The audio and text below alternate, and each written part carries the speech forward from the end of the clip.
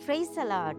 मेरे प्रियो, आज के इस प्रातः काल में एक वचन मैं आपके लिए पढ़ना चाहूंगी। मरकुस रचित सुसमाचार उसके 11 अध्याय उसके 24 पद में परमेश्वर का वचन कहता है, इसलिए मैं तुमसे कहता हूँ कि जो कुछ तुम प्रार्थना करके मांगो तो प्रतीति कर लो कि तुम्हें मिल गया और तुम्हारे लिए हो जाएगा।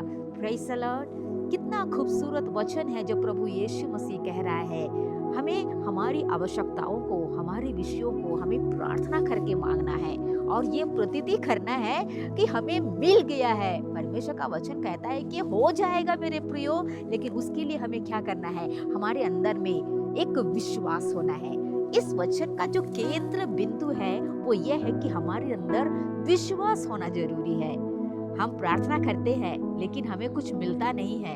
हम बहुत चीजों के लिए प्रार्थना करते हैं, हमें उत्तर नहीं मिलता है। कारण यह है कि हमारे अंदर में विश्वास की कमी है मेरे प्रियो। आज के इस दिन में प्रभु यीशु मसीह हम सभी से यही कहना चाहता है, जिन विषयों के लिए उसके सामने आकर हम मांगते हैं, विनती करते हैं, ये विश्वास के साथ मांगो कि वो हो जाएगा, वो हो गया है मेरे प्रियो।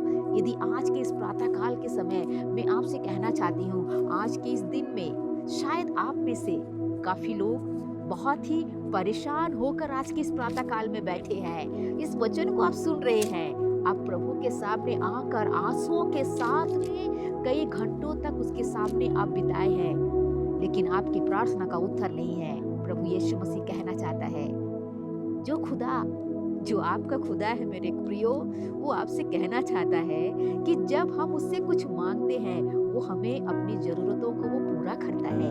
हमारे जीवनों में वो सारी चीजों से, हमें आशीषों से वो भर के हमें देता है।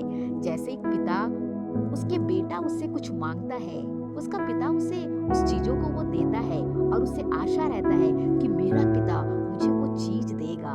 तो आज के इस प्रातः काल में आपके विषय बहुत सारे होंगे।